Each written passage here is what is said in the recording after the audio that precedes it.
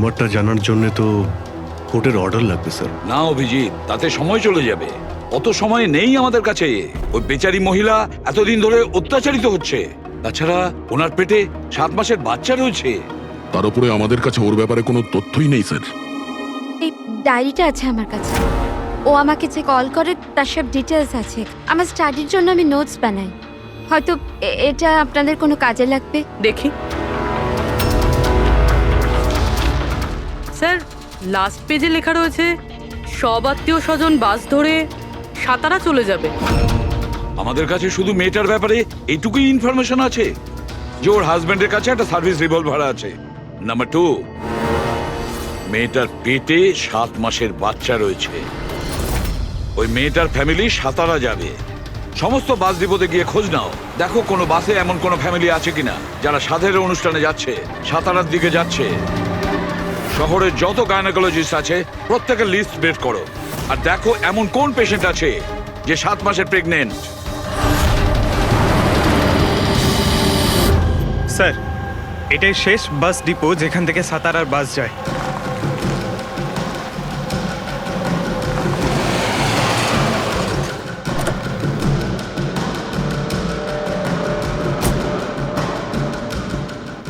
দাদা শুনুন, এক মিনিট দাঁড়া। আজ দুপুরে এখানে এই ডিপো থেকে সাতারার বাস ছাড়ার কথা ছিল না? হ্যাঁ, একটা বাস তো যাওয়ার কথা ছিল, কিন্তু 1 ঘন্টা আগে। আসলে ইঞ্জিনটা খারাপ হয়ে যাওয়াতে লেট হয়ে গেছে। সেই বাসটা কোথায় আছে? ওই যে ওই বাসটা। এইটা? এটা? হ্যাঁ হ্যাঁ। আচ্ছা, আপনারা সাতারা যাচ্ছেন তো? হ্যাঁ। হ্যাঁ, কেন? আপনারা কি এখানে সাধের অনুষ্ঠানে এসেছিলেন? হ্যাঁ, কিন্তু আপনারা কারা? দেখো, আমরা সিআইডি থেকে আসছি। এই 7 টাকার ছিল। আমার আত্মীয় নয়নার, কিন্তু কি হয়েছে? এই নয়না কোথায় থাকে? ওর ঘরের অ্যাড্রেসটা দাও তো। B200 Shantinibas Versova. Thank you, thank you. হ্যাঁ দয়া। এই ডিপোতে একটা ফ্যামিলি পাওয়া গেছে। হ্যাঁ, ওরই ফ্যামিলি। আর মেয়েটার নাম হলো নয়না। ঠিকানা হলো B200 শান্তিনিবাস বার্সোবা। আচ্ছা, তাই নাকি? ভাই, গাইনোকোলজিস্ট আমাদের এই অ্যাড্রেসে দিয়েছেন। তুমি ওখানে পৌঁছো, আমরা ওখানেই যাচ্ছি। ঠিক আছে, আমরা পৌঁছাচ্ছি। ওকে। বার্সোবা।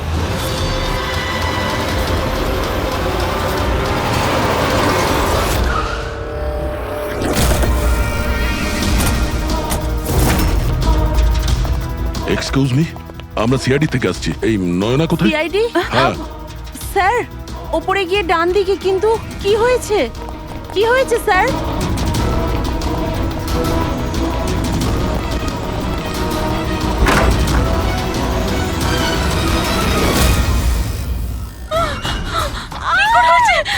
প্লিজ সামলান নিজেদের আপনারা। কি করছেন কি? শান্ত হন আপনারা। এটা কি হয়ে গেল? ও সুইসাইড করেই নিল। গুলি চিনের নিচের থেকে উপরের দিকে গেছে। স্যার, অনেকটা রক্ত বেরিয়েছে। মনে হচ্ছে অনেকটা সময় কেটে গেছে। পিছনে সরো। কি হলো? দাদা দেখ, দাদা। নয়না, এই, কি হলো নয়না? ইন্সপেক্টর আমান? তুমি ওকে চেনো? হ্যাঁ, আমরা ট্রেনিং একাডেমিতে একসাথেই ছিলাম। কেন করলো স্যার নয়না এরকম? এটা তো আপনিই বলতে পারবেন। ওটো। ওকে টর্চার করতে, মারতে, হ্যাঁ, ভয় দেখাতে, হুমকি দিতে কি এক্সপেক্ট করেছিলে তুমি? কি করতে? হ্যাঁ, অ্যাটেম্পট অফ সুইসাইডের জন্য তুমি জেলে যাবে। স্যার, এটা কি বলছেন আপনারা? দাদা এরকম করতে পারে না। স্যার, আপনারা এটা ঠিক করছেন না। প্লিজ এরকম করবেন না। কত মেন্টাল টর্চার করা হয়েছে ওকে। নিজেরই মাথায় গুলি করে নিয়েছে। সবাইকে বাইরে নিয়ে যাও। চলো তুমি বাইরে চলো। নয়না, চলো suicide করতে চলো পারে চলো না। চলো সবাই চলো। প্লিজ চলো, বেরো। চলো, বাইরে প্লিজ যান বলছি। চলো বেরো, চলো চলো। শান্ত হন। আপনিও যান। Please. চলুন চলুন। সেটাই হলো যেটা ওই গাইনোকোলজিস্ট বলেছিলেন। ওই সুইসাইড করেই ফেললো। বডিটাকে ফরেন্সিক ল্যাবে পাঠিয়ে দিই, আর এসিপি স্যারকে ইনফর্ম করে দিই যে ওকে আমরা বাঁচাতে পারিনি। 1 মিনিট। ওই ফোন।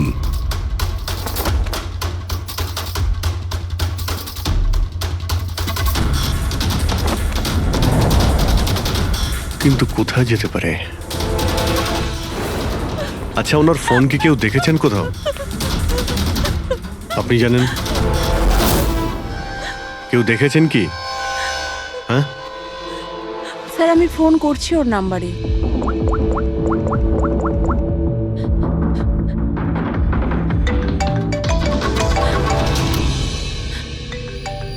যশ বাবা, এদিকে এসো।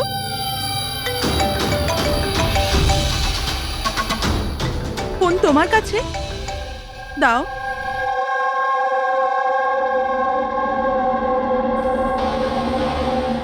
আমি এটা গেম খেলার জন্য নিয়েছিলাম কাকির ঘর থেকে। কোনো ব্যাপার না বাবু, এদিকে এসো। বাবু একটু মনে করে বলো, যখন তুমি ফোন নিতে এখানে এসেছিলে তখন কি দেখেছিলে তুমি?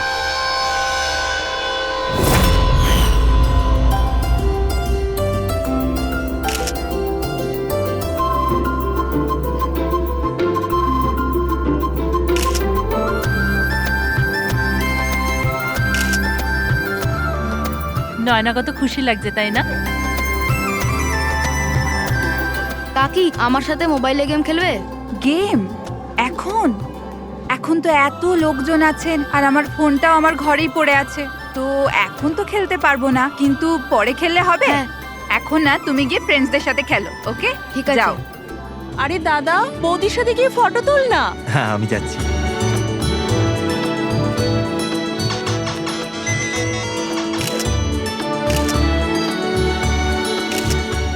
যশ বাবা, তুমি আবার মোবাইল নিয়ে বসে গেছো? মা প্লিজ ডিস্টার্ব করো না মা, প্লিজ। আরে কাকির অনুষ্ঠান চলছে, তুমি এখানে গেম খেলছো? হ্যাঁ আর কিছুক্ষণ কিছুক্ষণ। আরে please, বাবা, please। কাকির খারাপ লাগবে, চলো শোনা, চলো। আরে মা, কোনো মা নয়, অনেক গেম খেলেছো, আর ফোন নয়। কাকি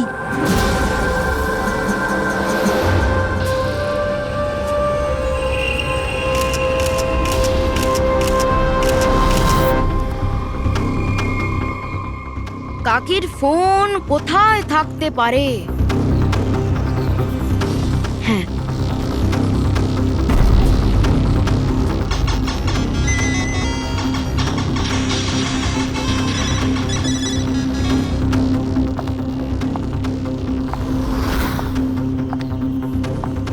কাকি চলে এসছে। কিন্তু এরপর তুমি ফোনটা ফেরত কোথা থেকে পেলে? এখানে বাইরে পড়েছিল।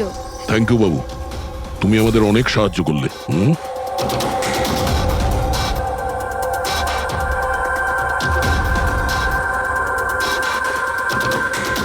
মিস্টার আমান, আপনি কি নিজে বলবেন নাকি আমাদের জিজ্ঞাসা করতে হবে? তুমি নিজে একজন পুলিশ অফিসার, তুমি তো জানো যে আমরা ইন্টারোগেশন কি করে করি। স্যার, স্যার আমি ওকে ট্রেনিং এর সময় থেকে চিনি। He is one of the best officers. Sir, sir আমার মনে হয় না ও এরকম করতে পারে। মানুষ পাল্টে যায় পুরবি, সব এভিডেন্স ওর বিরুদ্ধে, আর সেটা তুমি খুব ভালো করে জানো। স্যার আমার বিশ্বাসই হচ্ছে না যে আপনারা সবাই এটা ভাবছেন যে আমি নয়নার ওপরে হাত তুলেছি। খুব ভালোবাসতাম স্যার আমি ওকে, ওর সন্তানের বাবা হতে চলেছিলাম স্যার আমি, আর আমি ওকে কি করে? হ্যাঁ, তুমি ওকে টর্চার করেছো, আর সেই জন্য বেচারি ডিপ্রেশনে চলে গেছিল। ভুল বুঝছেন স্যার আপনি, ও ডিপ্রেশনে ছিলই না, সবসময় হাসি খুশি থাকতো, সবসময় আনন্দে থাকতো। মানে ও সুইসাইড কি করে করতে পারে স্যার? আরে তাহলে সে মেন্টাল হেলথ ফাউন্ডেশনে বারবার ফোন কেন করতো? বিগত কয়েক মাসের মধ্যেই 10টা কল। আমার এই বিষয়ে কোনো আইডিয়া নেই। কল করে উনি হয়তো ডিলিট করে দিতেন, সেই জন্য হয়তো আপনার কোনো আইডিয়া নেই। স্যার, দাদা এরকম করতে পারে না।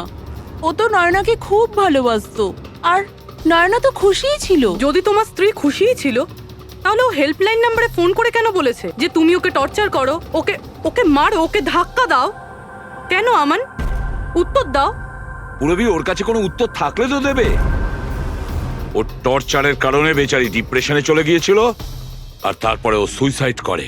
ডিপ্রেশনে প্রায়শই কোনো লোক নিজের দুঃখের কথা শেয়ার করে না, হতে পারে এর জন্যই নয়না যে কতটা প্রবলেমে ছিল কেউ কিছু জানতেই পারেনি। পুরবি, অ্যাটলিস্ট তুমি তো আমাকে বিশ্বাস করো, you know me well. Naina কখনো সুইসাইড করতে পারে না, কখনো সুইসাইড করবে না। ব্যাস, নিয়ে যাও একে। চলো। আপনি আমার কথাটা তো শুনুন, নয়না কখনো সুইসাইড করতে পারে না। চলো স্যার আমার কথাটা শুনুন স্যার, চলো। নয়না সুইসাইড করেনি। স্যার আমার কথাটা শুনুন স্যার একবার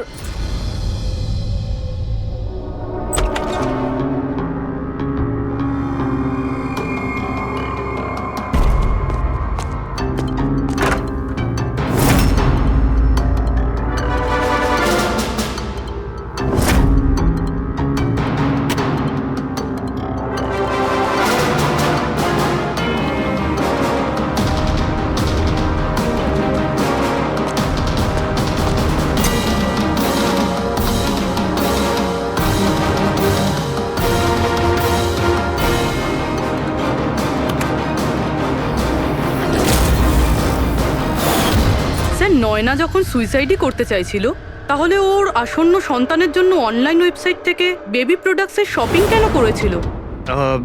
যাতে কারোর সন্দেহ না হয়। হতে পারে, কিন্তু স্যার আমার মনে হয় এটা একটু আশ্চর্য ব্যাপার স্যার। পুরো ব্যাপারটাই আশ্চর্য। তো আপনার মনে হচ্ছে যে আমার আর ভূমি এরা সত্যি বলছে? সেটা তো জানাই যাবে অভিজিৎ, কিন্তু তার আগে ওই 7 ভক্ষণ অনুষ্ঠানে নয়নার যত কাছের লোক ছিল ওদের সবাইকে ডাকো। নয়নার সাথে আপনার সম্পর্ক কেমন ছিল? হ্যাঁ স্যার, খুব ভালো ছিল আর খুব ভালো মেয়ে ছিল, সব সময় খুশি থাকতো। তাহলে আপনারও কি মনে হয়েছে যে ওর সঙ্গে কোনো গন্ডগোল হচ্ছে বা কোনো সমস্যা হয়েছে? আমরা অনেক কথা বলতাম, কিন্তু কখনো মনে হয়নি যে ওর হাজবেন্ডের সাথে বা বিয়ে নিয়ে কোনো প্রবলেম ছিল। শোনো বাবা, তোমার তোমার কাকিমাকে কেমন লাগতো? ভালোবাসতেন তোমায়? হ্যাঁ, কাকি আমাদের বাচ্চাদের খুব ভালোবাসতো আর আমাকেও খুব ভালোবাসতো। উনি ওনার ফোনে আমায় গেমও ইনস্টল করতে দিয়েছিল। আচ্ছা, কাকিমা কখনো তোমাকে এমন কোনো কথা বলেছিল যেমন ওনার তোমার কাকার সাথে কোনো ঝগড়া হয়েছে অথবা ঝামেলা হয়েছে, এরকম কিছু? না, কাকি প্রেগনেন্ট ছিল তো, তাই জন্য উনি তাড়াতাড়ি রেগে যেতেন। আর মাই আমায় বলেছিল যে আমি যেন ওনাকে বিরক্ত না করি। আচ্ছা, নয়নার ব্যবহারে আপনার মানে কোনো সন্দেহ হয়েছিল? না, একদমই না। ও তো খুব খুশি ছিল, পুজোতে ফাংশনে ডান্সও করেছিল। ইনফ্যাক্ট অনেক বেশি এক্সাইটেড ছিল নিজের ফটোশুট নিয়ে। আর কোনো ছবি আছে? স্যার নয়না যতগুলো ফটো সব এর মধ্যেই আছে। ঠিক আছে, এগুলো আমরা রেখে দিচ্ছি। এখন আপনি আসতে পারেন। Thank you very much. Thank you sir. Sir, সবকিছু শোনার পরে আমার তো মনে হচ্ছে যে এ এমন সত্যি কথাই বলছে। ওর ওয়াইফ যদি এত আনন্দেই থাকে তাহলে সুইসাইড কেন করতে গেল? সেটাই তো, সুইসাইড কেন করবে? গোলমাল আছে অভিজিৎ, কিছু না কিছু গোলমাল আছে। রাধার যে কটা ইনফরমেশন দেওয়ার ছিল সব দিয়ে দিয়েছে, তবু বুঝতে পারছি। একটা কাজ করো, ওই মেন্টাল হেলথ ফাউন্ডেশনে গিয়ে ওই নয়নার ব্যাপারে যা কিছু জানতে পারবে বের করে নিয়ে এসো। ওখানকার অপারেটরদের সঙ্গেও কথা বলো, খুঁটিয়ে খুঁটিয়ে ইনফরমেশন বের করো। হয়তো এমন কোনো কথা ও জানতো নয়নার ব্যাপারে যেটা আমাদের কাজে লাগবে।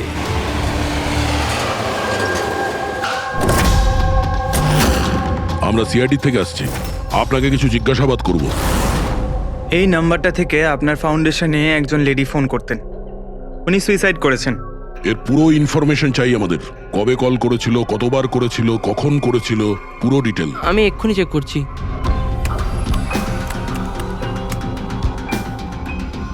হ্যাঁ স্যার, এ অনেক কল করেছিল, শেষ 5 মাসে 10 বার। আচ্ছা, ওনার সঙ্গে কে কে কথা বলতেন?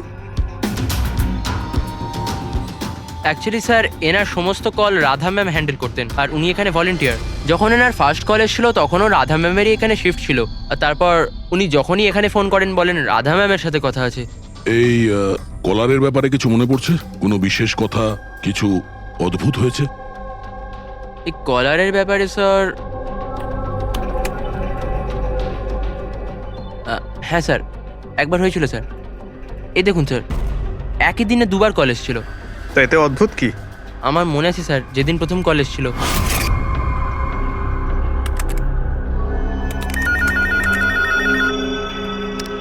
Hello, how may I help you? Hello, আমি রাধা ম্যাডামের সাথে কথা বলতে চাই। হ্যাঁ, শিওর। হ্যালো রাধা ম্যাম, আপনার জন্য কল। কিছুক্ষণ বাদে ওই নাম্বারটা থেকে আবার কল এসেছিল। Hello, how may I help you? Hello, আমি নয়না বলছি। কিছুক্ষণ আগে আমার নাম্বার থেকে আপনার কাছে কল এসেছিল আর 7 মিনিট কথাও হয়েছে। আপনি প্লিজ আমাকে বলবেন আপনি কোথা থেকে বলছেন? ম্যাম, এটা মেন্টাল হেলথ ফাউন্ডেশনের হেল্পলাইন নাম্বার। আমরা সেই সমস্ত মানুষের হেল্প করি যারা ডিপ্রেশনে পড়ে সুইসাইড করার চেষ্টা করে। What? Suicide helpline? Yes ma'am. অন্য কলাররা স্যার নিজের নাম কখনোই বলে না, কিন্তু ইনি প্রথমে নিজে থেকেই বলে দিলেন। স্যার, নয়না নিজের নাম কখনো রাধাকে বলেনি, তাহলে ও হঠাৎ করে বলতে যাবে কেন?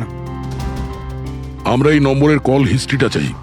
1 মাস আগে নয়নার ফোন থেকে কেউ একজন হেল্পলাইনে ফোন করেছিল, আর এই হলো তার রেকর্ড।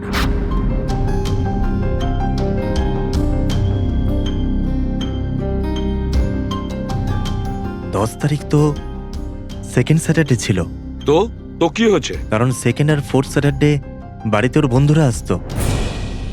মানে ওদের মধ্যে কেউ? এই এই দুটো কল তো দুপুরে দেখাচ্ছে। হ্যাঁ, ওর সমস্ত বন্ধুরা দুপুরেই আসতো। কতজন আসতো? তা প্রায় 8-10 জন। আচ্ছা, তুমি কি নয়নার সব বন্ধুদের চেনো? সবাইকে তো নয়, কিন্তু অনেককেই চিনতাম। আমার বোন ভূমিও আসতো। ভূমি, একটা কথা বল।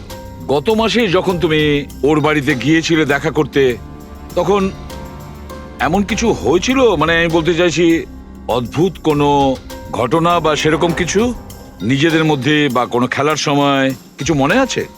না স্যার, এরকম তো কিছুই হয়নি। আমরা প্রতিবারের মতো যেমন খেলতাম সেরকমই খেলছিলাম। আর নয়না, ওকে দেখে কিছু কিছু ডাউট হয়েছিল? স্যার, নয়না তো খুশিই ছিল, ইনফ্যাক্ট মজা করছিল। হ্যাঁ, কিন্তু কিছুক্ষণ পর জানি না একদম সিরিয়াস হয়ে গেছিল, চিন্তিত লাগছিল। জানি না ওর কি হয়েছিল। 5151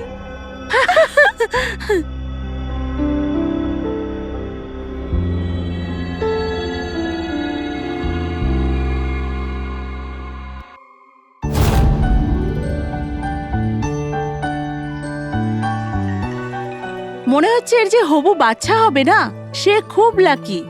হ্যাঁ রে, নয়তো আগে কখনো নয়না জিততো না। ওহো, মনে হচ্ছে কেউ জেলাস হচ্ছে।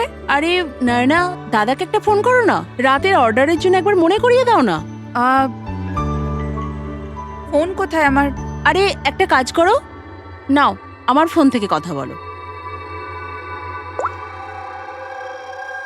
হ্যালো, বিকেলে না প্লিজ খাবার অর্ডার করে দিও। না না, শুধু এটাই মনে করানোর ছিল। এই নাও, কিন্তু আমার ফোন কোথায়? আর আমি বুঝতে পারছি না, এখানেই রেখেছিলাম। নয়না, ওই যে তোমার ফোন ওখানে টেবিলের উপর। ওখানে কে রাখলো? আমি তো ওখানে তুই ফোন রেখেছিস রাখিনি। হয়তো। না यार, আমার মনে আছে আমি রাখিনি।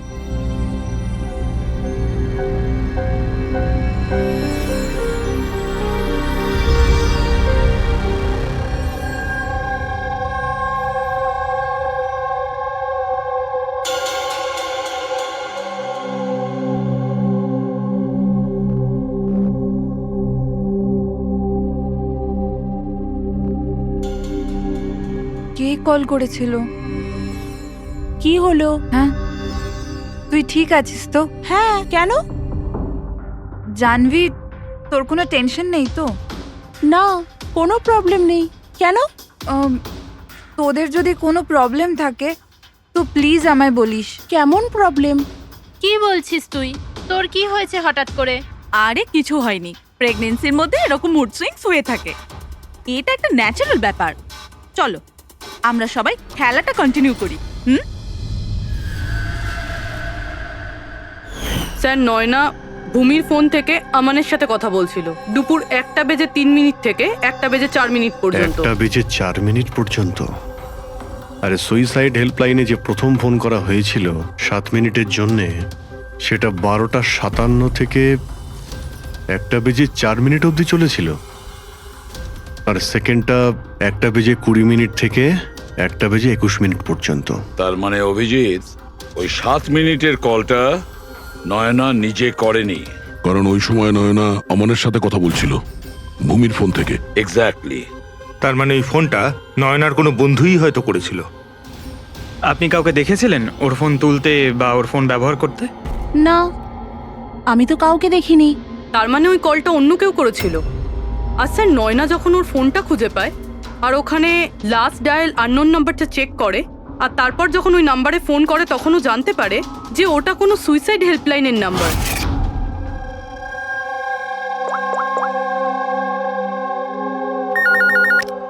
Hello, how may I help you? Hello, আমি নয়না বলছি। কিছুক্ষণ আগে আমার নাম্বার থেকে আপনার কাছে কল এসেছিল আর 7 মিনিট কথাও হয়েছে। আপনি প্লিজ আমাকে বলবেন আপনি কোথা থেকে বলছেন? ম্যাম, এটা মেন্টাল হেলথ ফাউন্ডেশনের হেল্পলাইন নাম্বার। আমরা সেই সমস্ত মানুষের হেল্প করি যারা ডিপ্রেশনে পড়ে সুইসাইড করার চেষ্টা করে। হোয়াট? Suicide helpline? এটা জানতে পেরে ও চিন্তায় পড়ে যায় আর ভাবতে আরম্ভ করে সুইসাইড কে করতে চায়। স্যার, এই ফোন কলটা নয়না যদি না করে তাহলে এটাও তো হতে পারে যে আগে যে সমস্ত কলগুলো করা হয়েছে সেটা নয়না করেনি, অন্য কেউ করেছে। ভূমি, তুমি ওই গেম খেলার সময় ডায়েরি রাখো তো, মানে স্কোর নোট করো তো প্রত্যেকটা খেলার? ব্যাস ওই ডায়েরিটা আমার চাই। Okay sir. আর এই যে প্রত্যেক সেশনে 4টে নাম রয়েছে যারা সব সময় থাকে, ভূমি, পারুল, জাহ্নবী আর শীতল।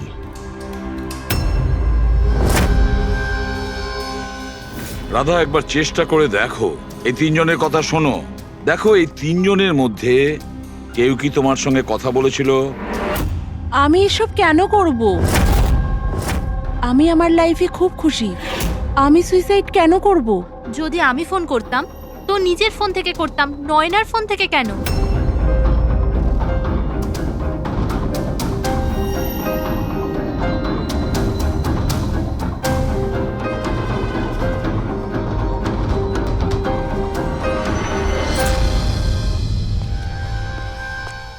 স্যার, স্যার এই 3 জনের মধ্যে কারুর আওয়াজ নয়। স্যার, হ্যাঁ, এই 3 জন তো না বলছে, শুধু শীতল বাকি আছে। ওর ব্যাপারে কিছু জানতেই পারছি না। কিছু জানতে পারোনি মানে কি বলতে চাইছো? স্যার, এই 3 জনের মধ্যে কেউ শীতলকে চেনেই না। জাহ্নবী বলল শীতলের সাথে নয়নার গাইনোকোলজিস্টের চেম্বারে দেখা হয়েছিল আর ওখানে ওদের বন্ধুত্ব হয়ে যায়। শীতলকে এদের মধ্যে কেউই পার্সোনালি চেনে না। কোনো ব্যাপার না, ওই 3 জনের হেল্প নিচ্ছি আমরা। এবার শীতলের স্কেচ করাবো আমরা, তারপরে দেখবো।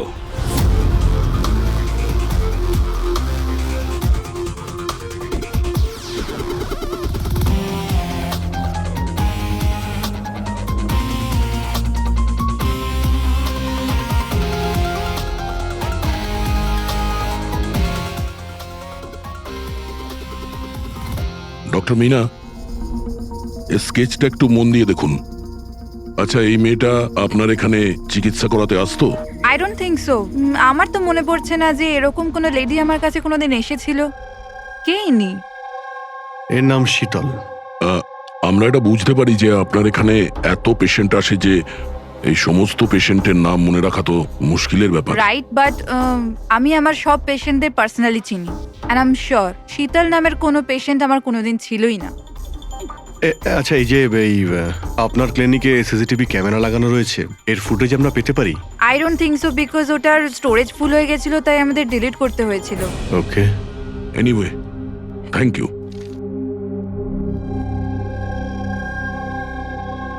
মনে হচ্ছে এই শীতল কোনোদিন পেশেন্ট ছিলই না, শুধুমাত্র নয়নার সঙ্গে বন্ধুত্ব করার জন্য এসেছিল এখানে। ওর প্ল্যান ছিল নয়নার সঙ্গে বন্ধুত্ব করে ওর বাড়িতে ঢোকার। প্রফেশনাল ফ্রড মনে হচ্ছে, আটকাতে হবে ওকে। তুমি কি একে চেনো? এটা তো শীতল, নয়নার বন্ধু। এ তো প্রায় বাড়িতে আসতো। নয়না শীতলের বন্ধুত্ব কবে কোথায় হয়েছে কিছু জানো তুমি? না, আমি জানি না, কিন্তু তাতে কি যায় আসে? যখন আমার নয়নাই রইল না তখন এইসব। এ কি ধরনের পাগলামি করছো? হ্যাঁ, একটু ভেবে দেখো তো। যদি তুমি নির্দোষ হও তাহলে কেউ তো তোমায় ফাঁসানোর চেষ্টা করেছে। তোমাকে নয়নার খুনি সাব্যস্ত করে ওর অনেক লাভ আছে, এই জন্য ও তোমাকে ফাঁসাচ্ছে। হ্যাঁ, এমন কে আছে যে তোমাকে আর নয়নাকে ঘৃণা করে? আমি কিছু জানি না। তাহলে কি ভূমি ওই আবার প্রপার্টি লোভে করেনি তো? না, ভূমি এরকম কখনো করতে পারে না। বরং ও তো ও তো নয়নাকে খুব ভালোবাসতো। তো কোনো প্রফেশনাল রাইভেলরি? একজন পুলিশের তো অনেক জায়গায় অনেক শত্রু থাকে। না, আমার সাথে এরকম কিচ্ছু ছিল না। আমি আমার ডিউটিতে না তো কখনো কোনো গ্যাংস্টারকে ধরেছি, না কোনো বড় গ্যাংস্টারকে মেরেছি, কখনো ঘুষ নিইনি। পুরো কেরিয়ারে ব্যাস একবারই গুলি চালিয়েছিলাম। কার ওপরে? কাকে গুলি করেছিলে তুমি? ছোটখাটো ফ্রড ছিল স্যার বিশেষ। ওকে অ্যারেস্ট করতে গেছিলাম, তখনই গুলি চলে গেছিল।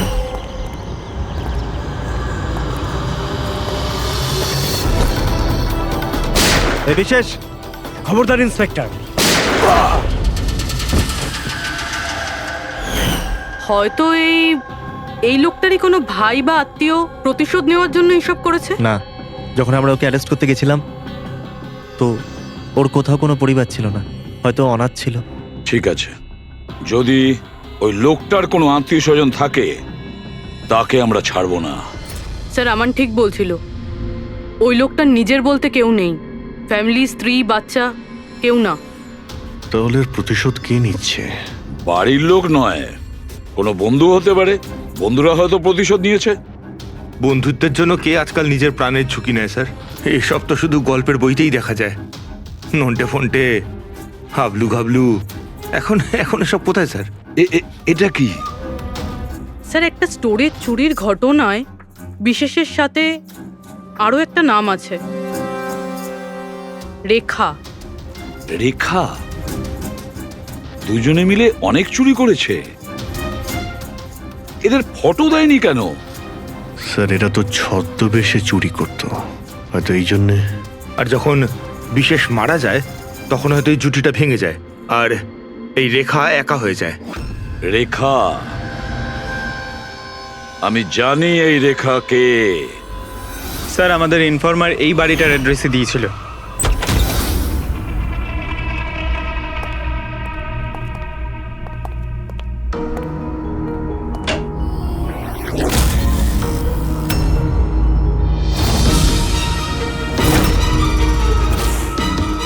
দেখো একটু।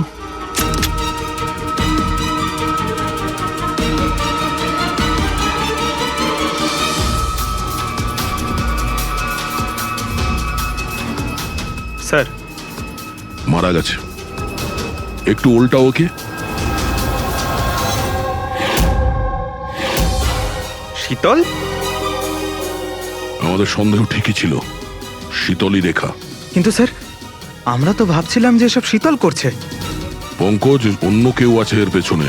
ও জানতে পেরে গেছিল যে আমরা শীতলের কাছে যে কোনোভাবেই হোক পৌঁছে যাব।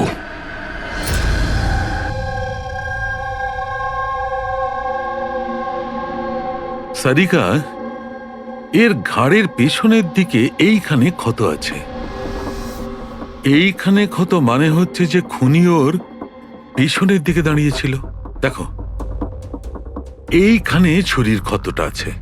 তবে খুনিকে পেছনের দিকে দাঁড়িয়ে থাকতে হবে, তবেই এই আঘাতটা করতে পারবে, রাইট? হ্যাঁ স্যার, আর আমার মনে হয় ও হয়তো খুনিকে চিনতো, কারণ এই ক্ষতটা ছাড়া সারা শরীরে আর কোনো আঘাতের চিহ্ন খুঁজেই পাইনি। রাইট রাইট, সেটাও হতে পারে। তবে একটা কথা ঠিক, ও খুনিকে চিনতো বা চিনতো না, তবে একটা কথা ঠিক যে খুনি ওর পেছনে খুব কাছেই দাঁড়িয়েছিল। দেখো, এত জোরের সঙ্গে এই ছুরিটাকে ব্যবহার করা হয়েছিল যে খুব কাছেই দাঁড়িয়ে থাকতে হবে, তবেই জোরে মারতে পারবে। আর একটা কথা, এই যে ক্ষতটা আছে সেটা বলছে যে কেউ নিজের বাঁ হাতটা ব্যবহার করেছিল, কারণ যদি ডান হাত দিয়ে ছুরিটা মারা হতো তাহলে ক্ষতটা এই অ্যাঙ্গেলে হতো না।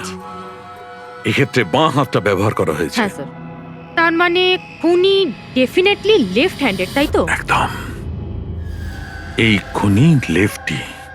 আর দেখো, আরেকটা কথা, এত জোর দিয়ে এটা ব্যবহার করা হয়েছে। সাপোজ ধরো কোনো ডান হাতি লোক বাঁ হাতে ছুরিটা নিয়ে ব্যবহার করলে তাহলে এত জোরে আঘাতটা করা সম্ভব নয়।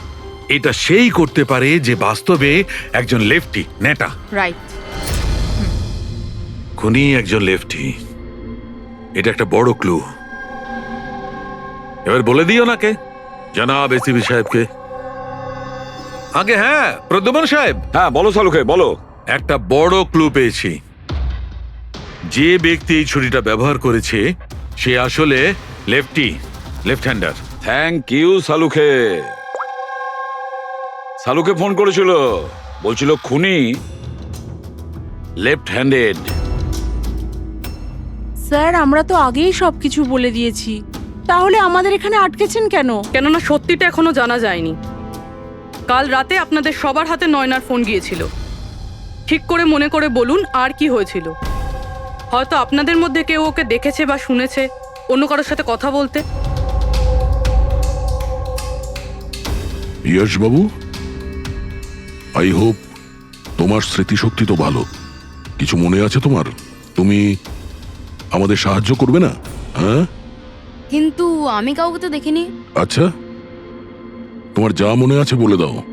আমি প্রমিস করছি যে আমাদের মধ্যে কেউ তোমাকে কিচ্ছু বলবে না। আমি কাকির রুমে তো গিয়েছিলাম, কিছুক্ষণের জন্য ফোন নিতে গেছিলাম। তারপর আমি গেম খেলছিলাম আর আর কেউ আসছিল ওখান থেকে।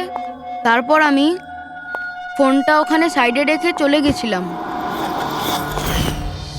কোন গেম খেলছিলে তুমি? স্যার এটা কাকির মোবাইলে তুমি এই গেমটাই খেলছিলে? হ্যাঁ, আমি আর আমার বন্ধু নীলজ আমরা সবসময় এই গেমটাই খেলি। এই গেম তো অনেকেই একসঙ্গে খেলতে পারে, আর সবাই একে অপরকে দেখতেও পায়। তো নীরজ তোমাকে দেখতে পাচ্ছিল যখন তুমি ফোন ওখানে রাখো। স্যার, ফোনে তো রেকর্ড হচ্ছিল, ওখানে কি হয়েছিল সেটা নীরজের ফোন থেকে জানা যেতেই পারে। ঠিক আছে, আমরা নীরজকে ডেকে নিচ্ছি। দেখো বাবা, ঘাবড়াবে না, এখানে আমরা সবাই তোমার বন্ধু। শুধু কিছু জিজ্ঞেস করার আছে ইনফরমেশনের জন্য। যে গেম তোমরা খেলো না মোবাইল থেকে, সেগুলোর ব্যাপারে। যখন তুমি নিজের মোবাইলে গেম খেলছিলে তোমার বন্ধুর সাথে, তখন তুমি ওকে দেখতে পাচ্ছিলে তো? হ্যাঁ। আচ্ছা, আর একটা কথা বলো, যখন তুমি ওকে দেখতে পাচ্ছিলে তখন কি তুমি ওর পেছনে কাউকে দেখেছিলে? না, শুধু যশই ছিল। 1 মিনিট স্যার, যখন যশ ফিরে এলো না ততক্ষণ স্ক্রিন লক হয়নি। স্ক্রিন লক হয়নি মানে? স্যার মানে গেম অ্যাক্টিভ ছিল, আর যখন গেম অ্যাক্টিভ থাকে তখন ও নিজে নিজেই স্ক্রিনশট নেয়। তাহলে তখনও নিশ্চয়ই নিয়েছে, আর প্রত্যেকটা স্ক্রিনশট ফোনে সেভ হয়ে থাকে। হ্যাঁ স্যার। দাও তোমার ফোনটা দাও। Thank you.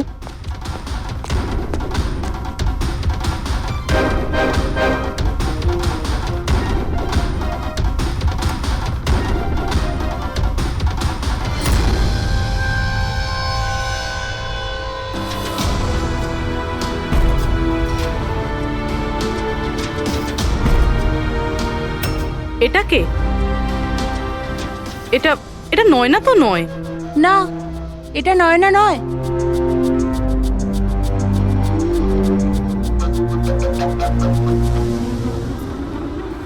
এক মিনিট পুরবি, একটু জুম করো এর উপরে।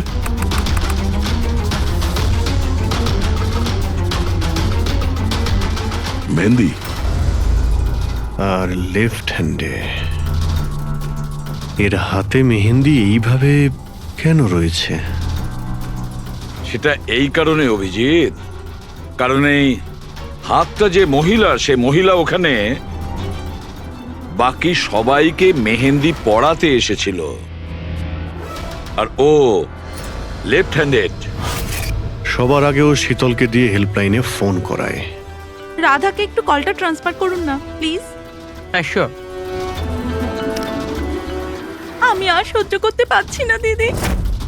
তারপর সে শীতলকে টাকা দেয় আর বলে, নয়না, তোমার রুমে তোমার জন্য তোমার কোনো আত্মীয় অপেক্ষা করছে। তার সুযোগ বুঝেই ও নয়নাকে খুন করে দেয়। কে হতে পারে এই মেহেন্দি পরা মহিলা? আমি জানি না উনি কে ছিলেন, ইনফ্যাক্ট কেউই জানে না উনি কে। নয়না বলেছিল যে শীতল ওনাকে ডেকেছিল আর ওই নিয়ে এসেছিল নিজের সাথে। আর এটাও জানি না যে ওকে কেন আনা হয়েছিল। নিজের কাজও ঠিক করে করছিল না ও, বাজে মেহেন্দি লাগাচ্ছিল সবাইকেও। দেখ না জাহ্নবী কিরকম মেহেন্দি লাগাচ্ছে ও, পুরোপুরি ঠিকঠাক লাগাচ্ছেও না। আপনি কি মেহেন্দি লাগাতে জানেন না নাকি? দেখে মনে হচ্ছে কেউ যেন লাগিয়ে আবার মুছে দিয়েছে। ও মেহেন্দি এত খারাপ করে লাগাচ্ছিল, তাহলে শীতল ওকে পাঠালো কেন? সবারই সন্দেহ হবে। কে হতে পারে? আমি জানি স্যার, ও আমাদের চোখের সামনেই ছিল।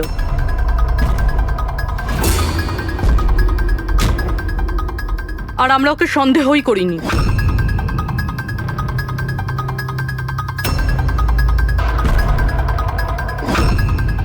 আপনি সামনে আসুন।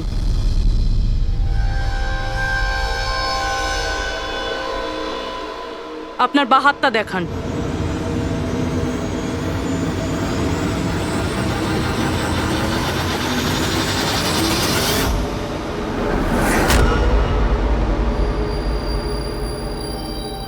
এই দেখুন স্যার। রাধা দেবী? স্যার, আমি এনার ওই ডায়েরি অনেকক্ষণ ধরে দেখেছি। ওতেও কালি এভাবেই ছড়িয়েছিল যেভাবে ওনার মেহেন্দি রয়েছে। যারা লেফট হ্যান্ডেড হয় তারা যখন কোনো কাগজে লেখে তখন এইভাবেই লেখে, আর যা কিছু আগে লেখা ছিল তার ওপরেই ওর হাতটা ঘষে যায়, ফলে ওই কালি বা রং হাতে লেগে যায় যেভাবে রাধার হাতে লেগে আছে, তাই না? কেন মারলে তুমি নয়নাকে? কি ক্ষতি করেছিল তোমারও? হ্যাঁ, কারণ তুমি আমার বিশেষকে মেরেছিলে, তুমি আমার বিশেষের প্রাণ নিয়েছিলে। আমি বিশেষকে ভালোবাসতাম, ওর বাচ্চার মা হতে চলেছিলাম আমি। আর তুমি তুমি এনকাউন্টারে ওকে গুলি মেরে দিলে আমার বিশেষকে, মেরে দিলে তুমি বিশেষকে। আর সেই জন্য তুমি ঠিক করো তুমি ওর থেকে প্রতিশোধ নেবে। হ্যাঁ, যখন আমি জানতে পারলাম যে বিশেষ এই দুনিয়াতে নেই আর, তখন এই কষ্টে আমার বাচ্চা তো আমার পেটের ভিতরে মারা গেল। স্যার, এরই জন্যে তুমি আমার বাচ্চার প্রাণ নিয়েছো। যখন আমি জানতে পারলাম নয়না মা হতে চলেছে, তখন আমার মাথায় রক্ত চেপে গেল। যে যে সুখ আমি নিচে পেলাম না, সেটা সেটা আমি নয়নাকে কি করে দিতে পারি? মেরে দিলাম আমি নয়নাকে, মেরে দিলাম ওকে। তো সেই জন্য তুমি মেন্টাল হেলথ ফাউন্ডেশনে অ্যাজ আ ভলেন্টিয়ার তুমি কাজ করতে শুরু করেছিলে। আর শীতল তোমাকে না, তুমি শীতলকে কাজ দিয়েছো নয়নার সঙ্গে বন্ধুত্ব করার জন্য। হ্যাঁ, শীতলকে আমিই পাঠিয়েছিলাম নয়নার ঘরে, যাতে ও নয়নার ঘর থেকে আমাকে ফোন করতে পারে আমার হেল্পলাইন নাম্বারে। ও আমার ব্যাপারে লোককে জিজ্ঞাসা করে। আর সাধের অনুষ্ঠানে ওই শীতলে আমাকে নয়নার ঘরে ডেকেছিল। আর আর আমি ওখানেই ছিলাম। আমার পক্ষে আর সম্ভব নয় দিদি, আমি যাচ্ছি। এখন তোমার শেষ কাজটা করো, নিচে গিয়ে নয়নাকে এখানে পাঠাও। এখনই পাঠাচ্ছি। আর হ্যাঁ, মোবাইলটা বাইরে রেখে যাও। তোমার রুমে তোমার জন্য তোমার কোনো আত্মীয় অপেক্ষা করছে। ইমন তো এবার বুঝতে পারবে একলা হওয়ার যন্ত্রণা কি। এ তো হওয়ারই ছিল, একটা মায়ের থেকে তার বাচ্চাকে কেড়ে নিয়ে ও মা হতে চলেছিল।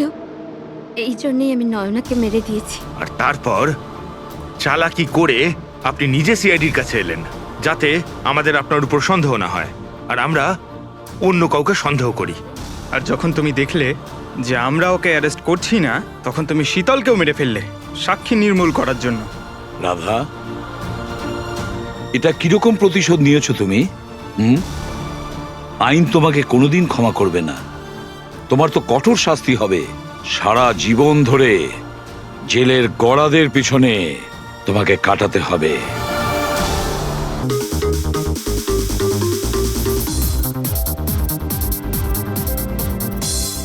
আজ আমি খুব খুশি হয়েছি। আজ যদি তোমার মা বেঁচে থাকতেন না, উনিও খুব খুশি হতেন। তুমি আমার জন্য অনেক কিছু করেছো বাবা, মায়ের অভাব কোনোদিন বুঝতেই দাওনি। ওই তো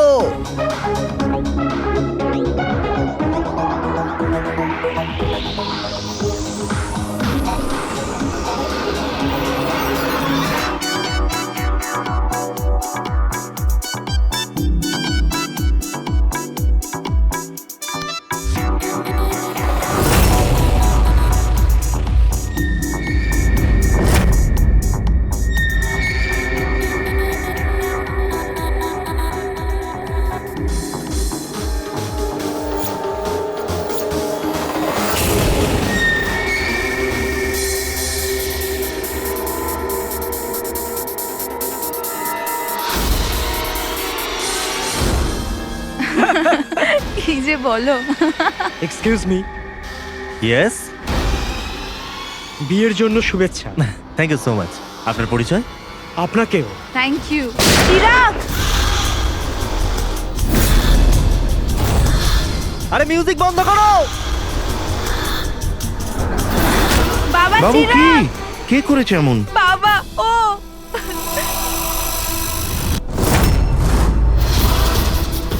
জান, জান।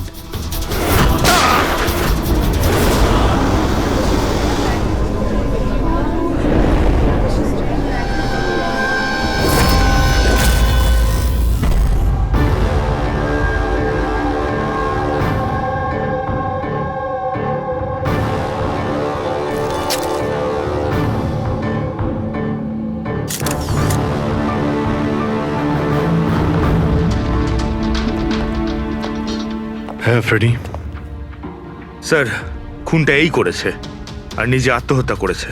আমি দুজনের বডি ফরেন্সিক ল্যাবে পাঠিয়ে দিয়েছি। জানতে পারলে সে কে? না স্যার, না আইডি পেয়েছি, না পার্স পেয়েছি, না মোবাইল। পাওয়া গেছে শুধু বন্দুক। ঠিক আছে, বন্দুক আঙুলের ছাপ তো পাওয়া যাবে। যদি সে পেশাদার খুনি হয় তাহলে আমাদের ক্রিমিনাল ডেটাবেসে পেয়েই যাব।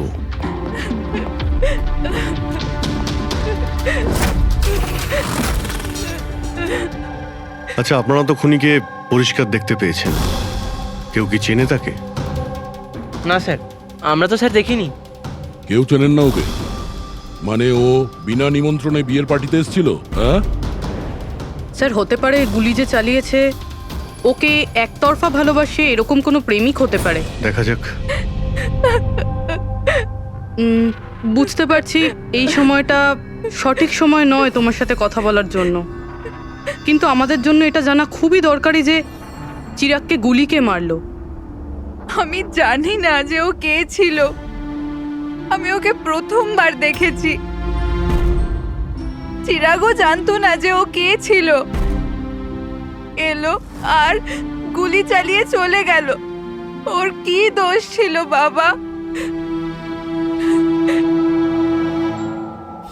অদ্ভুত ব্যাপার, একজন লোক অচেনা কারোর বিয়েতে ঢুকে তাকে গুলি করে, তারপর সে ওইখানে সুইসাইডও করে। কোনো মেন্টাল প্রবলেম নিশ্চয়ই, মানসিক অবস্থা হয়তো ঠিক ছিল না, আর কিংবা এর জীবনেই হয়তো কেউ কোনোদিন একে ঠকিয়েছিল। যেই হোক, এই খুনের ফটোগুলো সব সোশ্যাল সাইট আর খবরের কাগজে দিয়ে দিই, কেউ না কেউ তো চিনেই ফেলবে।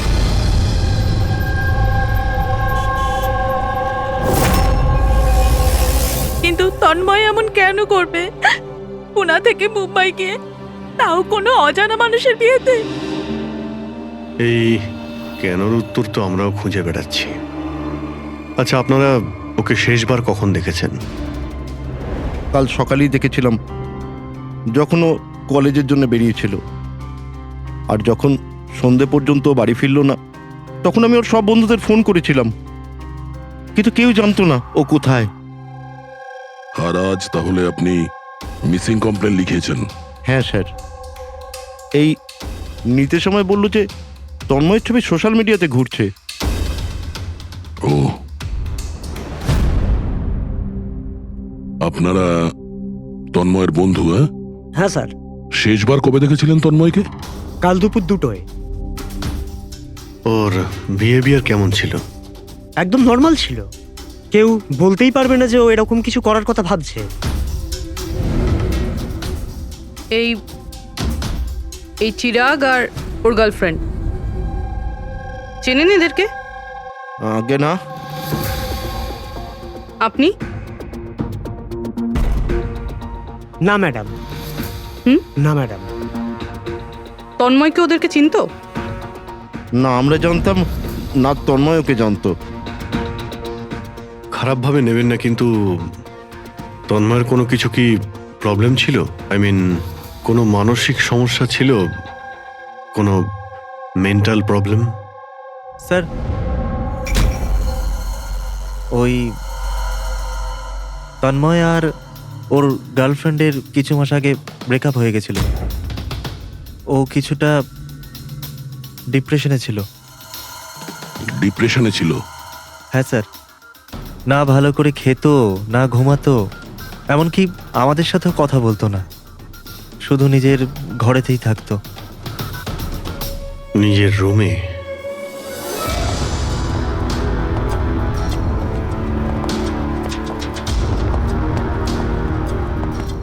আপনারা এখানেই দাঁড়ান।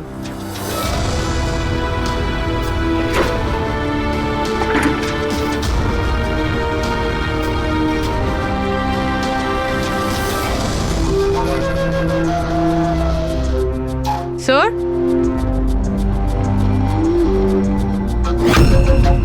এটা কিসের চিহ্ন? আপনারা একটু ভেতরে আসুন। এই বেডের উপরে ছাপটা দেখুন। আমি জানি না স্যার, আগে কোনোদিন দেখিনি এই চিহ্ন। স্যার আমরাও দেখিনি। এই তন্ময় বেডে চিহ্ন এঁকেছিল, এই চিহ্নের সঙ্গে এই খুনের আবার কোনো সম্পর্ক নেই তো?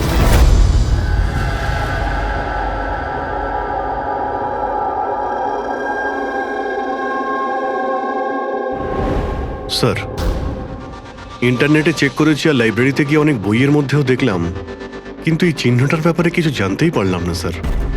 এটা যাই হোক না কেন, কিন্তু আমাদের কাছে এটা গুরুত্বপূর্ণ।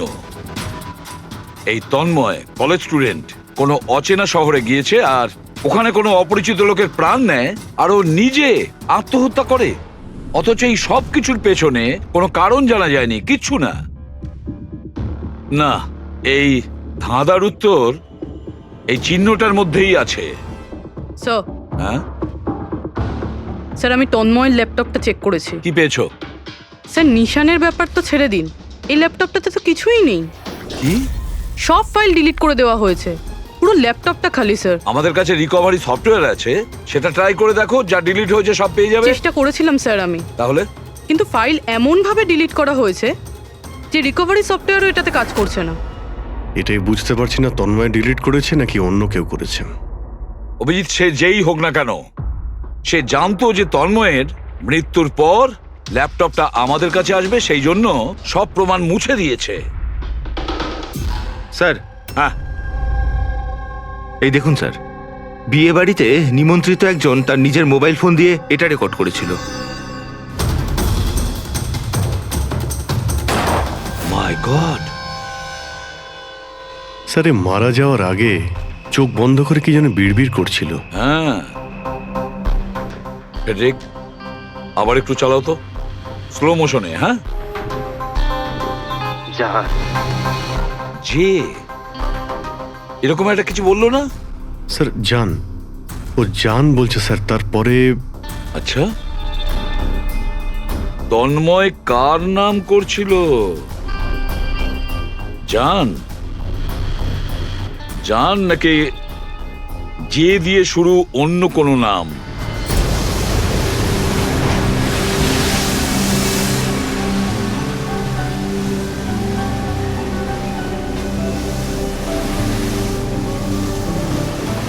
আরে আমরা কতদিন বাদে ঘুরতে বেরোলাম বল।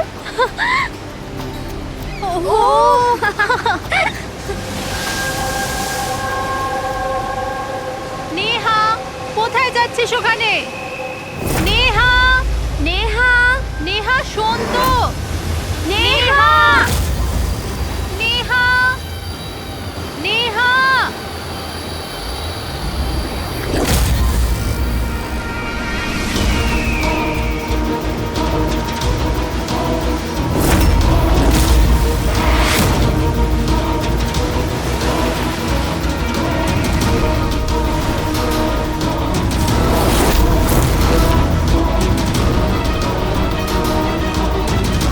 নেহা, আপনি আমাকে চেনেন?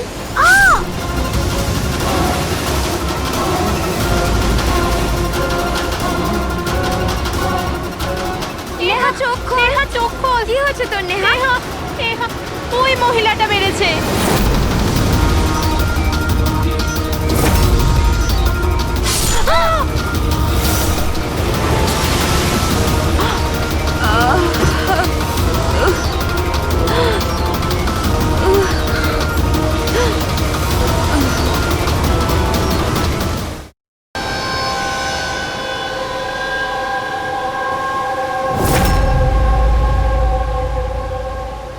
খোঁজ, ওই দিকটা চেক করো। আপনারা একটু পেছনে সরে যান, দেখি প্লিজ, পেছনে সরে যান, সরে যান। পিছিয়ে যান আপনারা, সবাই পিছিয়ে যান প্লিজ। আচ্ছা, এই লাশটাকে প্রথম কে দেখেছিল? আমরা দেখেছি। আপনারা কি? স্যার, আমরা নেহার বন্ধু। এখানে ঠিক কি হয়েছিল বলুন তো? আমরা তিনজন আর নেহা বিচে ঘুরতে এসেছিলাম। ওই যে মহিলাটি আছে না, ওই আন্টি হঠাৎ করে এলো আর ছুরি মেরে দিল ওকে। ছুরি মেরে দিয়েছে? আপনি স্যার, আমি নেহার বয়ফ্রেন্ড বিশাল। এই সব আপনাদের সামনে হয়েছে আর আপনারা এটা বাধা দেওয়ার চেষ্টা করেননি? এইসব এমনই হঠাৎ হলো যে আমরা কিছু বুঝতেই পারিনি। ওই মেয়েটা কে ছিল যে ছুরি মেরেছে? আমরা একদম চিনি না ওনাকে, আর নেহাও চেনে না ওনাকে। আচ্ছা, আপনারা কেউ দেখেছেন এনাকে? স্যার, স্যার, স্যার, এরা বলছে যে এরা এনাকে চেনে। আপনি এই মেয়েটাকে চেনেন? হ্যাঁ স্যার, এর নাম সোনিয়া। আমরা যে যোগা ক্লাসে যাই, এও সেখানে যেত। এ অনেকবার আমার কাছে নিজের পরিবার, বাচ্চাদের আর ঘরবাড়ির কথা বলেছে। অদ্ভুত ব্যাপার তো, একজন গৃহবধূ কাউকে খুন কেন করবে? সেটাও আবার দিনে দুপুরে, এতগুলো লোকের সামনে। তারপর নিজে ছুরি দিয়ে প্রাণ দিয়ে দিয়েছে। স্যার, এই কেসটা তো অনেকটাই তন্ময়ের কেসটার মতনই লাগছে। হ্যাঁ, সিমিলারিটি আছে, কিন্তু দুটো কেসের মধ্যে কোনো সম্পর্ক আছে কিনা সেটা পরেই জানতে পারা যাবে। আচ্ছা, এখানে বিচে আসার আগে কিংবা খুন করার আগে কেউ সোনিয়াকে দেখেছিলেন? হ্যাঁ স্যার, আমি এখানে হাঁটাচলা করছিলাম, আমি ওই মহিলাকে দেখেছিলাম। ওর হাতে কিছু ছিল যেটা কেউ বারবার দেখছিল। ওনার হাতে কি ছিল? স্যার, ওটা আমি পরিষ্কার করে দেখতে পাইনি। স্যার, বডির কাছে তো কিছুই পাইনি। হয়তো অ্যাটাক করার সময় কোথাও পড়ে গেছে, হয়তো কোথাও ফেলে দিয়েছে বা কোথাও লুকিয়ে রেখেছে। ডাস্টবিনটা একবার দেখে নিই।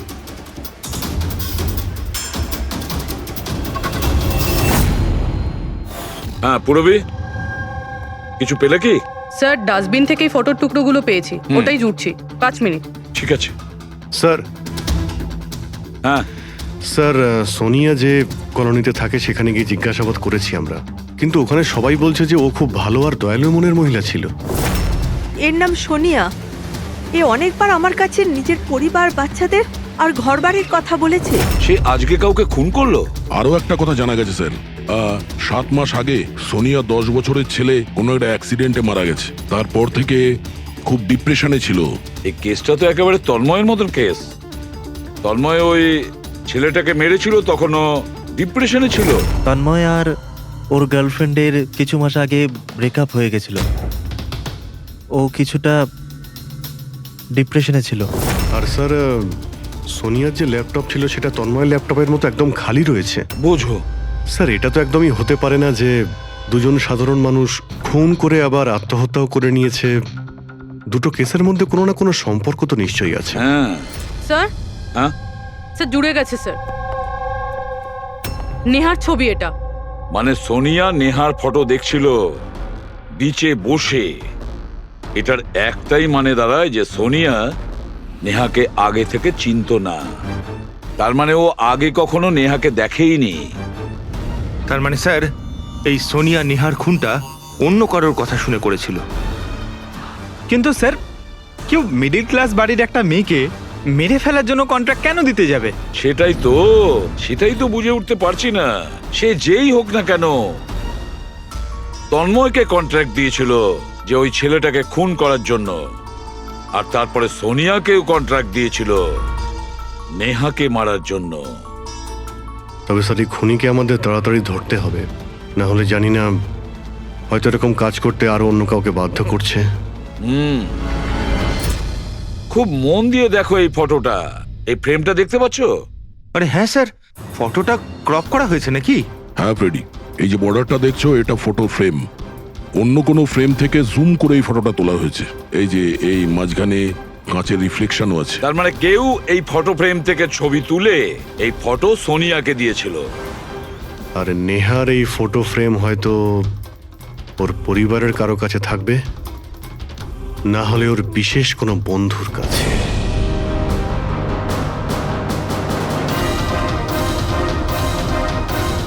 স্যার, দুজন বন্ধুর বাড়িতে তো কিছুই পাইনি। নেহা 3 নম্বর বন্ধুর বাড়িতে দেখা যাক।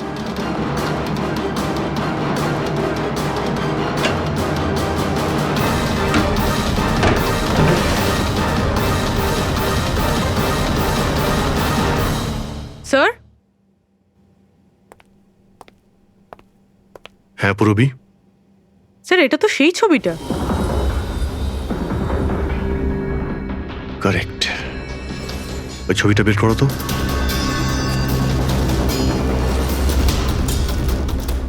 ফ্রেমটাও এটাই, আর এই ছাদের রিফ্লেকশনও এতে দেখা যাচ্ছে।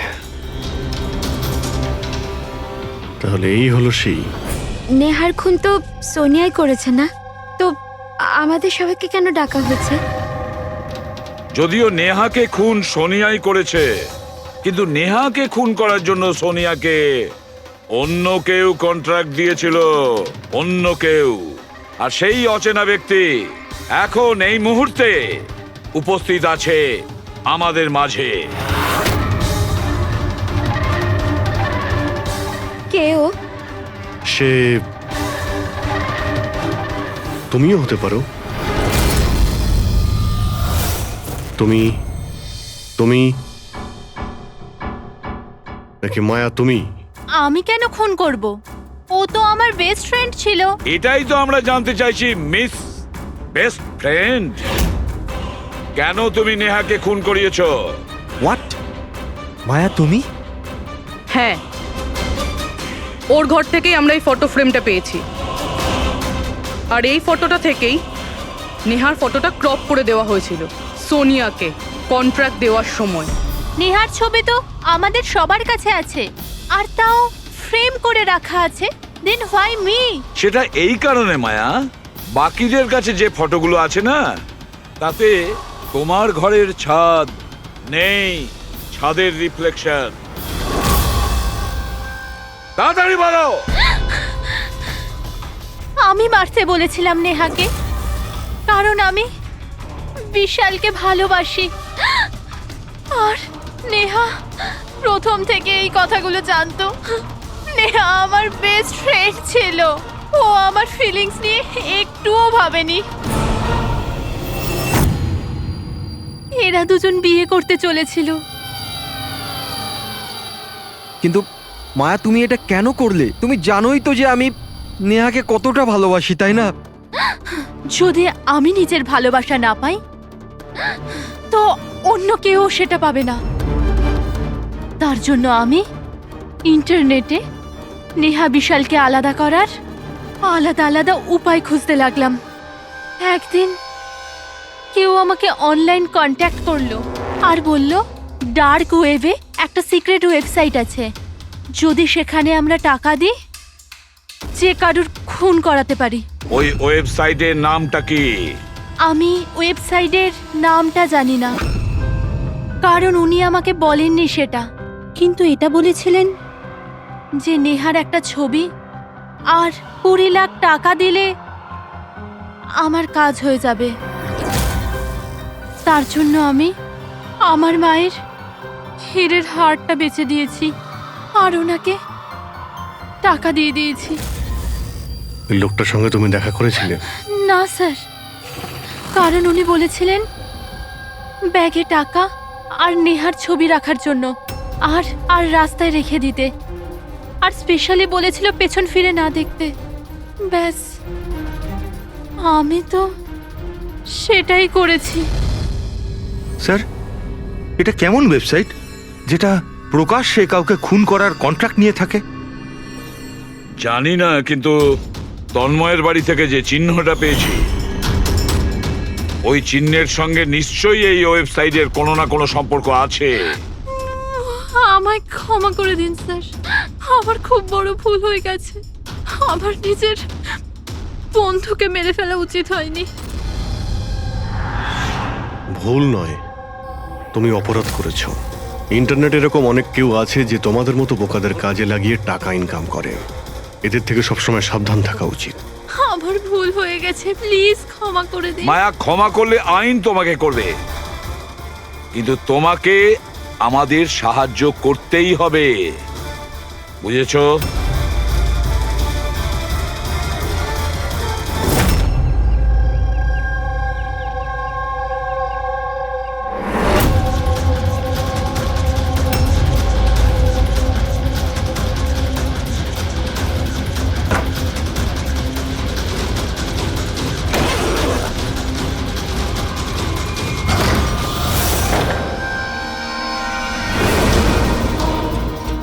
তোমার কি মনে হলো এই পুরো টাকা একাই খরচা করবে?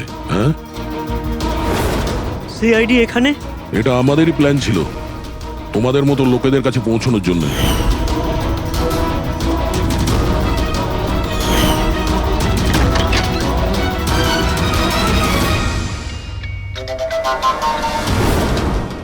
এই এই এই কি আছে? ছিল এ? মুখ খোল, মুখ মুখ খোলো। খোল। মুখ খোলো। এই এ তো মরে গেল। স্যার, এর নিশ্চয়ই কোনো বস আছে স্যার, ওই ওই ওয়েবসাইটের যারা মানুষকে মারার কন্ট্রাক্ট নেয় স্যার। ও, মনে হচ্ছে এই ভয়েই ও আত্মহত্যা করে ফেললো। একটু দেখো এখানে কিছু পাওয়া যায় কিনা।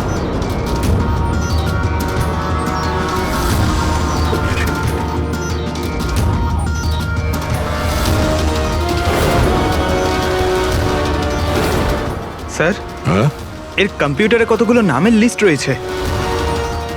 এই দেখুন স্যার, এই ডিপ্রেশন রিলেটেড একটা ওয়েবসাইট রয়েছে স্যার, যার মেম্বার এরা এরা ডিপ্রেশনের ব্যাপারে একে অপরের সঙ্গে সব শেয়ারও করেছে। এই ডিপ্রেশনের রুগীদের ডেটা কেন রেখেছে? এই দেখুন স্যার, এই সোনিয়া স্যার, ও লিখেছে যে আমার মেয়ের মৃত্যুর আঘাত আমি সহ্য করতে পারবো না। একটা কাজ করো, স্ক্রল করো নিচে, হতে পারে তন্ময়ও আছে এর মধ্যে। স্যার এই দেখুন, আমার আরতি আমায় ছেড়ে দিয়েছে, আমার এই পৃথিবীতে বেঁচে থেকে আর কোনো লাভ নেই, আমার জীবনে আর কোনো উদ্দেশ্যই নেই। তার মানে কেউ তো আছে যে ডিপ্রেশনে ভোগা লোক দিয়ে এইগুলো করাচ্ছে, ওদের ভুল বোঝাচ্ছে, যাতে এই লোকগুলো অন্য কাউকে খুন করে নিজের জীবন দিয়ে দেয়। পঙ্কজ, একটা কাজ করো, এই লিস্টে যত নাম আছে আমাদের সবার সঙ্গে কন্ট্যাক্ট করতে হবে। লিস্টে নাম অনেকগুলো আছে আর সময়ও কম আমাদের কাছে। চলো। স্যার, ওই লিস্টে যাদের নাম ছিল আমি সবার সঙ্গেই কথা বলেছি, কিন্তু স্যার আমি তেমন কিছু জানতেই পারিনি। একটা মেয়ের ব্যাপারে বলছিলে না, কি নাম ওর? হ্যাঁ স্যার, ওকে পুরবি নিয়ে আসছে। ওকে, আসুন স্যার, এই সেই মেয়ে, ওর স্বামীর মৃত্যুর পর ওই ফোরামে ওই পোস্ট লিখতো। হ্যাঁ স্যার। শোনো, এই সিম্বলটাকে দেখো। স্যার, এটা তো ওই চিহ্নটাই যেটা ওই। দেখুন, আপনি ভয় পাবেন না, এই ব্যাপারে আপনি যা যা জানেন সব বলে দিন। স্যার, অ্যাকচুয়ালি কিছু সপ্তাহ আগে আমার কাছে একটা মেল আসে, যেটায় লেখা ছিল যে কেউ একটা ওয়ার্কশপ করছে, যেটায় তারা ওই লোকগুলোকে সাহায্য করতে চেয়েছিল যারা নিজের কাউকে হারিয়েছে। ও, তো ব্যাস, আমি ওই ওয়ার্কশপের জন্য হ্যাঁ বলে দিয়েছিলাম। তারপরে? তার কিছু সপ্তাহ বাদেই পোস্টে একটা চিঠি আসে, আর আমি ওই ওয়ার্কশপের জন্য বেরিয়ে পড়ি। আর তারপর ওরা আমায় ভ্যানে করে নিয়ে যায়, যেটা একটাও জানলা ছিল না। তারপর আমি একটা অদ্ভুত জায়গায় পৌঁছলাম, আর তারপর ওই ঘরেই আমি এই চিহ্নটা দেখি। এই দুনিয়া একটা নদীর মতো, একটা সমুদ্র, দুঃখের সমুদ্র।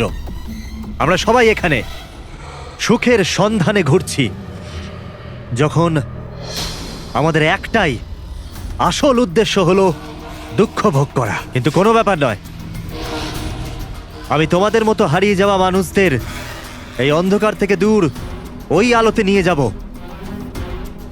আমি তোমাদের সবাইকে শেখাবো যে কিভাবে এই দুঃখের সমুদ্রে খুশির নৌকা চালাতে হয়। তাহলে বলো, তোমরা আমার সাথে আছো? হ্যাঁ, আছি। তোমরা সবাই জানেশের সাথে আছো? হ্যাঁ, আছি। তাহলে মারা যাওয়ার আগেই তন্ময় এরই নাম নিচ্ছিল স্যার। জান, এমন একটা লোক যে মানুষের মধ্যে অন্ধবিশ্বাস ছড়াচ্ছে, আর লোকে ওকে ভরসাও করছে, বিশ্বাসও করছে। স্যার খুব তাড়াতাড়ি ওকে আমাদের ধরতেই হবে। কোথায় নিয়ে গিয়েছিল তোমাকে? তোমার কিছু মনে আছে? না স্যার, ওই ভ্যানে একটাও জানলা ছিল না, তাই আমি কিছু দেখতে পাইনি। অভিজিৎ, এই লিস্টে যতজন লোক আছে সবার সঙ্গে কন্ট্যাক্ট করো। জানি না ওদের পরের শিকার কে হবে আর কে হবে খুনি।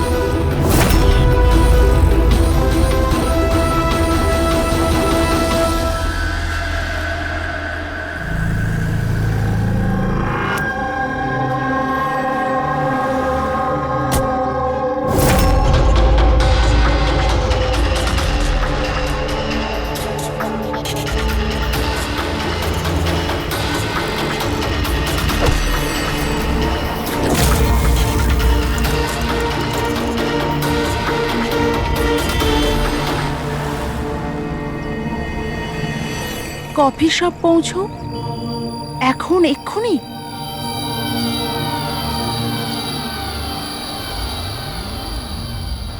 আচ্ছা, ওরা তোমায় কোথায় নিয়ে গিয়েছিল, কত দূরে, কোথায়, কিছু কিছু মনে আছে তোমার? এত সপ্তাহ হয়ে গেছে যে আমার কিছুই ভালো করে মনে নেই। কিন্তু তোমার কিছু তো মনে আছে?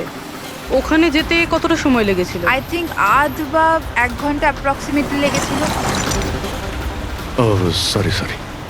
স্যার, আমার আরেকটা জিনিস মনে পড়েছে, যে রাস্তা দিয়ে ওই ফ্যানটা যাচ্ছিল ওই রাস্তা অনেক গর্ত ছিল, আর ট্রেনের আওয়াজও শুনতে পেয়েছিলাম আমি।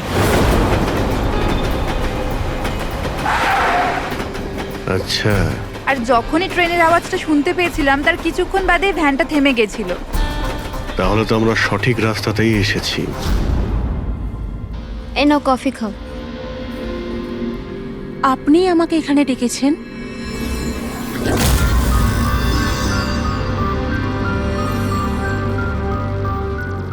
কি হলো? কাজটা মাঝপথে কেন ছেড়ে এলে? আমার দ্বারা এটা হবে না। একটা নিরীহ বাচ্চাকে অনাথ করতে চাই না। আমি না কারোর প্রাণ নেব আর না নিজের প্রাণ দেব।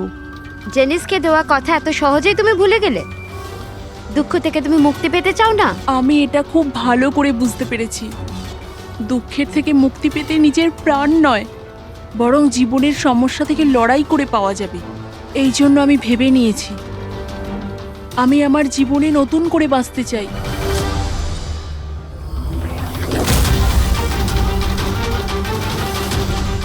কেন নয়? জেনিসও তো এটাই বলতে চেয়েছিল যে সব মানুষের নিজের জীবনে নিজে চলার মতো অধিকার আছে। আমি তোমাকে টাকা দেব একটা নতুন শহরে নতুন জীবন শুরু করার জন্য। সত্যি? Thank you so much. শুধু থ্যাংক ইউ এ কাজ চলবে না, তোমার আমাকে কফিও খাওয়াতে হবে। আমি তোমাকে কফি খাওয়ালাম না, এবার তোমার পালা। কেন নয়? ওয়েটার। Yes ma'am. একটা coffee. Sorry ma'am, self service. Okay sorry. Counter কোথায়? Okay thank you. You are welcome. আমি এক্ষুনি কফি নিয়ে আসছি। আমার স্পেশাল কফি চাই, 2 স্পুন চিনি আর হাফ স্পুন কফির সাথে। শিওর।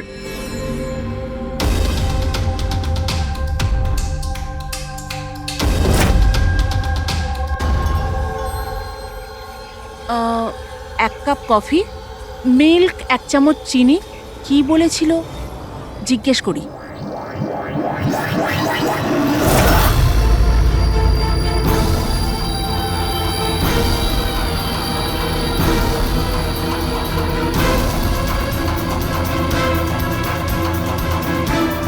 এটা কি মেশাচ্ছে আমার কফিতে? নিশ্চয়ই এটা বিষ হবে। এরা এত তাড়াতাড়ি আমাকে মুক্তি দেবে না মনে হয়।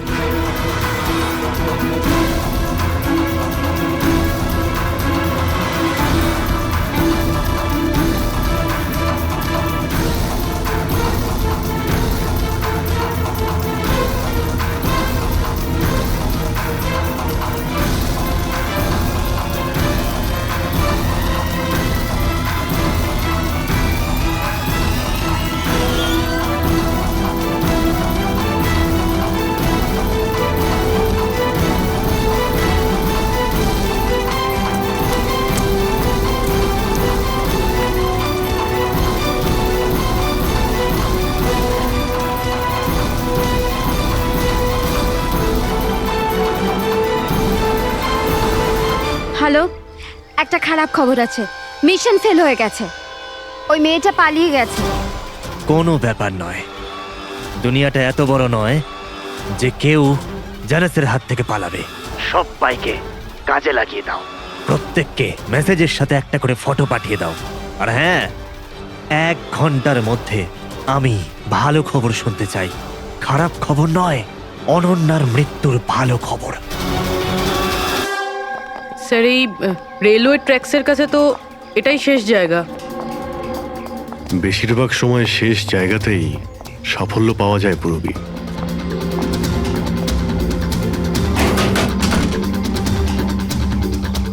কার সাথে দেখা করতে চান? এই ফার্ম হাউসের মালিককে। মালিক তো বিদেশে থাকে, আমি এখানকার কেয়ারটেকার। তাহলে ফার্ম হাউসটা একবার দেখে নি। বাহ বাহ বাহ, আপনার মালিকের বাংলো তো আরে, খুবই স্যার। সুন্দর। হ্যাঁ, আরে আপনারা দাঁড়ান, কোথায় যাচ্ছেন আপনারা? হ্যাঁ, যদি আপনারা ফার্ম হাউস কিনতে চান তো ভুলে যান, আমাদের সাহেব বিক্রি করবে না। কোনো ব্যাপার না, আমি অন্য ফার্ম হাউস কিনে নেব। আচ্ছা, এখানে কি আশেপাশে আছে কোনো খালি বাড়ি বা কোনো ফার্ম হাউসের মতো? স্যার 15 মিনিট এগিয়ে গেলে একটা ফার্ম হাউস আছে, ফাঁকাই থাকে, পারলে আপনারা দেখে নিন।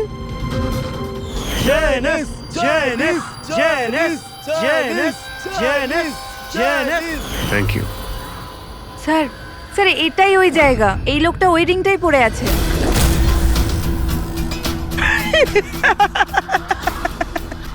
তোমাদের কি মনে হয় আমি তোমাদের চিনতে পারিনি?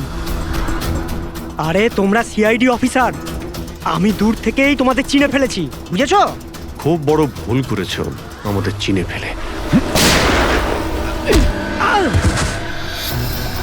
তোর মালিক কোথায় বল, কোথায় পাবো ওকে? আমি জানি না স্যার। ওর পার্টি কোথায় হয়? নিচে এখানকার হল ঘরে হয় স্যার। এর পরের টার্গেট কে? আমি জানি না স্যার। তোরা কাকে খুন করতে চলেছিস? বলছি স্যার, বলছি।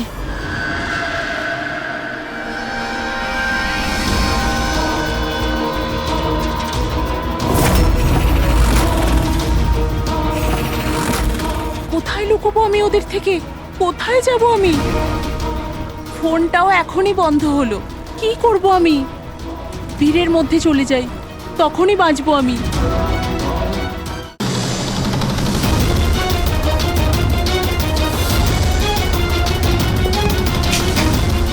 Hello madam. এক্সকিউজ মি, আমার আপনার ফোনটা চাই। দেখুন আমার প্রাণের বিপদ আছে। বিপদ আছে? কিসের বিপদ? দেখুন আমার কাছে সময় খুব কম, প্লিজ আপনার ফোনটা দিন।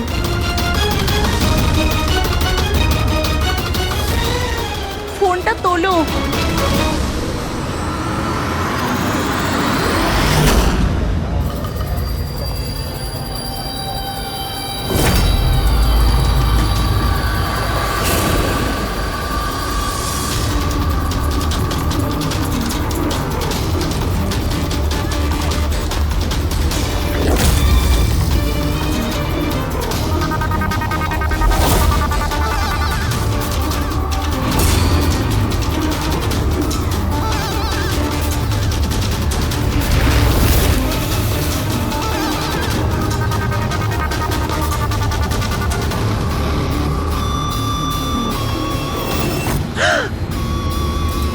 কি হয়েছে বাবা, এত ঘাবড়ে কেন আছো? আমাকে কেউ মারতে চায়। মারতে চায়? তুমি ভয় পেও না, আমি এখনই সিআইডি কে ফোন করছি। তুমি এখানে কোথাও লুকিয়ে পড়ো।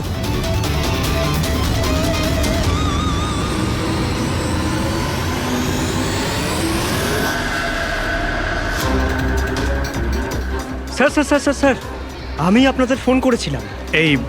এই মেয়েটাই ছিল? হ্যাঁ স্যার, এই মেয়েটাই ছিল। মেয়েটা কোথায়? স্যার একটু আগে তো এখানেই ছিল, এখন জানি না কোথায় গেল। Thank you. হ্যাঁ। চলো আমরা খুঁজে দেখি।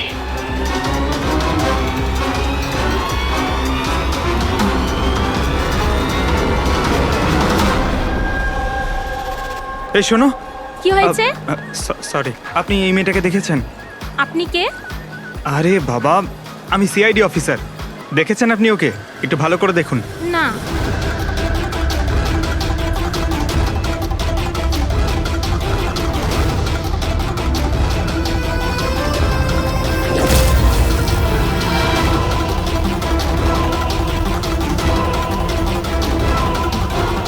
স্যার, কেউ দেখেনি স্যার। গেল কোথায় ও? এক্সকিউজ মি, আপনারা কি সিআইডি থেকে? হ্যাঁ।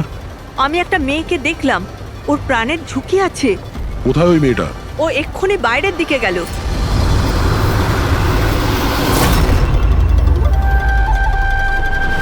আমি তো এখানে, উনি সিআইডি কে বাইরে কেন পাঠাচ্ছেন?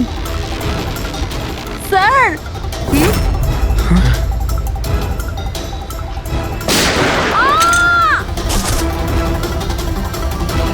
তুমি ঠিক আছো? ওর কার হয়ে কাজ করো তুমি? জানিস কোথায় আছো? হ্যাঁ, তোমরা ওকে আসল জীবনে কেন কখনো স্বপ্নেও খুঁজে পাবে না। তাই স্বপ্নেও পৌঁছতে পারবো না?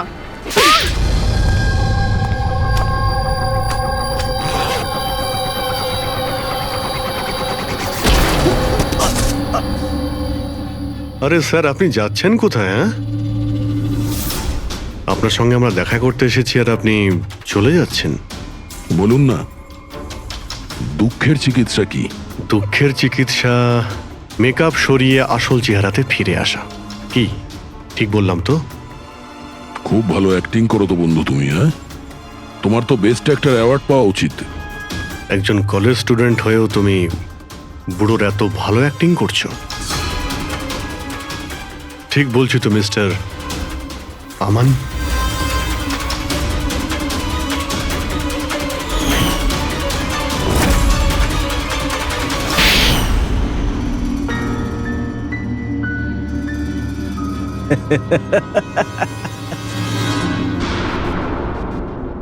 Thank you. হ্যাঁ, ওই যে অ্যাক্টিং এর প্রশংসা করার জন্য।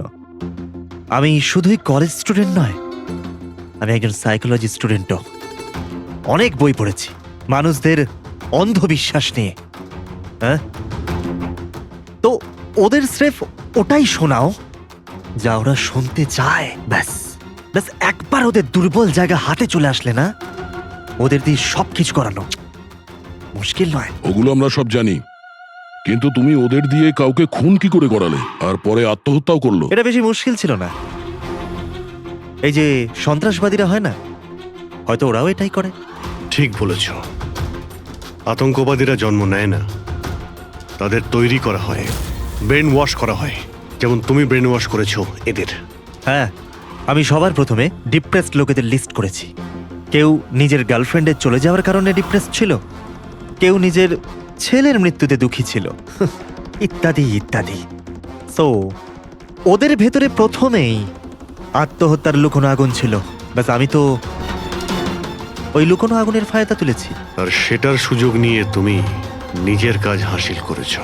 আমি তো শুধু ওদের এটাই বিশ্বাস করিয়েছিলাম যে ওই বেচারাদের সাথে ভুল হয়েছে, আর ওদের শুধু আমি ন্যায় বিচার দেব। কিন্তু এরা সবাই তো পড়াশোনা করা লোক ছিল, যারা সঠিক কি ভুল কি তার পার্থক্য বোঝে।